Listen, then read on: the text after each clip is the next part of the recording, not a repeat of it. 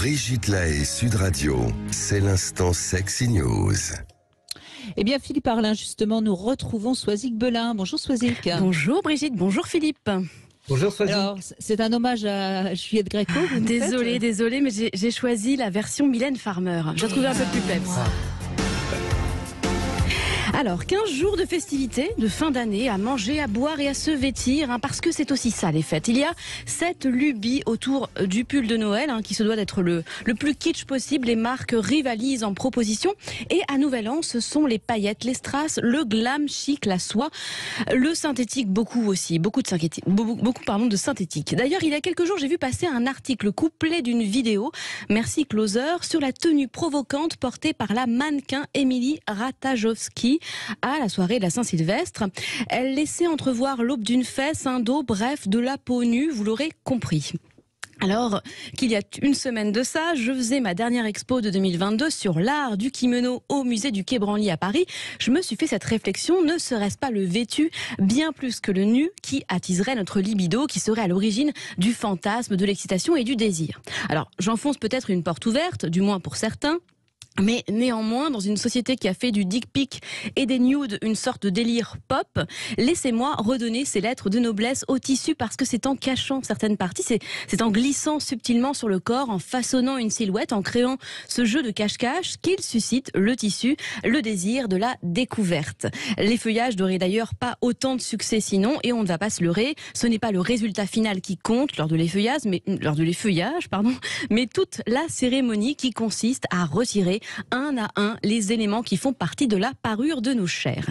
Donc, comme je vous le disais, je suis allée faire cette formidable exposition qui retrace l'histoire de ce vêtement traditionnel japonais, le kimono, un vêtement subtil, puisqu'il est autant pratique que symbolique. Un vêtement fantasmé, puisqu'il renvoie à un imaginaire, celui de la geisha, un imaginaire érotique, de dévotion et de lascivité, un imaginaire occidental, avec une certaine idée de l'exotisme du monde oriental. Et pourtant, croyez-moi, il y a difficilement plus enveloppant que le kimono, et conformiste finalement, puisque la façon de le porter, l'ornementation qui le compose, permettront à tout à chacun de vous identifier socialement.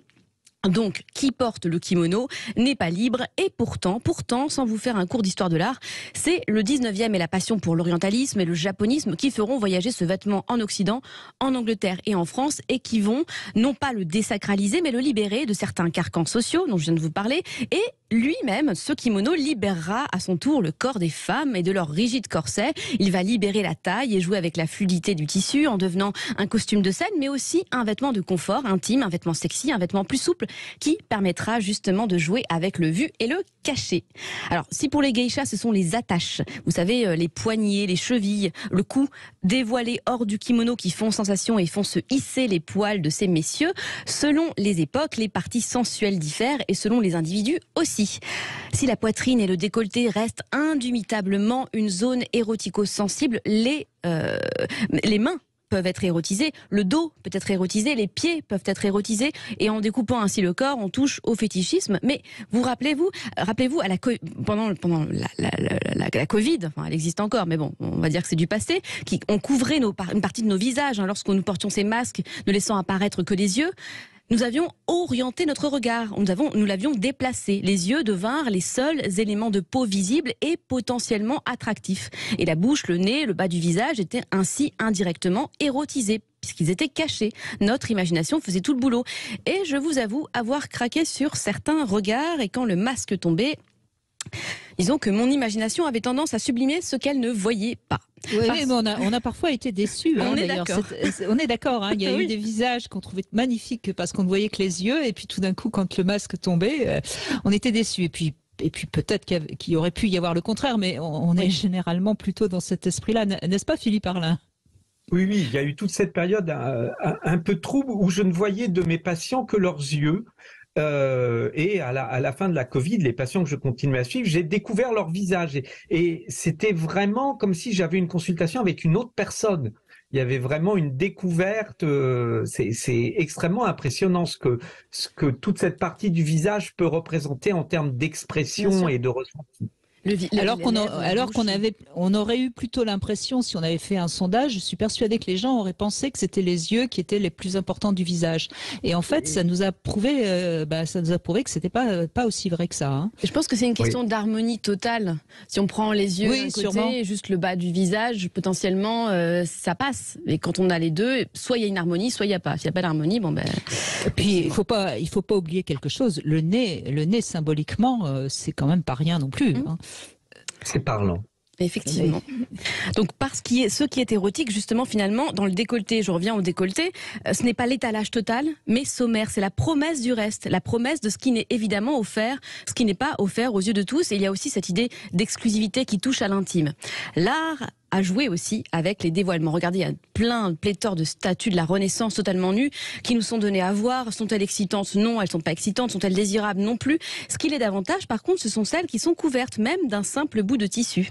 Alors, évidemment, que nous avons tous un rapport individuel à ce jeu de cache-cache. Certains seront excités par un string qui dépasse du pantalon, hein. Encore une fois un bout de tissu qui attise la promesse. D'autres pourront se projeter sous un pull en se pâmant sur votre cou. Imaginez votre dos, imaginez la forme de votre corps, mais aussi la texture de votre peau, son odeur, parce que comme le tissu, doux, rugueux et brillant, votre peau cachée reste un mystère pour celui ou celle qui ne l'aura pas touché, senti ou regardé. Eh bien, merci Soisic Belin. En tout cas, c'est très très juste hein, ce que vous dites. Et je crois qu'on devrait sans arrêt y repenser parce que la manière de nous habiller quelque part est tellement importante. Et ça touche à l'érotisme, mais c'est vrai qu'on... Oui, et pas seulement pour les femmes hein, d'ailleurs, parce évidemment. Que là, vous avez plutôt parlé évidemment de la tenue vestimentaire des femmes, mais pour les hommes aussi, c'est important ce qu'ils vont montrer avec une chemise un peu ouverte ou pas, ce qu'ils vont montrer avec un pantalon très serré ou pas. Enfin, c'est vrai aussi que nous, c'est peut-être moins évident, mais je pense que on est aussi sensible à la tenue vestimentaire d'un homme. Qu'est-ce que vous en pensez, Philippe Arlin ? Moi, je pense que c'est vraiment important et vous avez raison de préciser que nous, les hommes, on n'y fait pas toujours assez attention, voire pas souvent attention. Et ce qui est intéressant dans le vêtement, c'est ce double sens. Il met à la fois en valeur ce qui est montré. Donc, il y a des vêtements qui font ressortir le visage, qui font ressortir les yeux. On parle beaucoup de s'habiller d'une telle couleur pour mettre en avant certains aspects de notre teint ou des traits de notre visage. Et il y a ce que le vêtement vient suggérer parce qu'il le cache et le dévoile en même temps. Et c'est intéressant, cette double utilité du vêtement, à la fois viens voir derrière ce que je cache et à la fois regarde comment grâce à moi ce que je montre est différent. Bien sûr. Très bien. Eh bien merci beaucoup Soisic Belin et la prochaine fois que je mets un kimono, je penserai à vous. Voilà. Et à Mylène Farmer. Merci Soisic, merci beaucoup.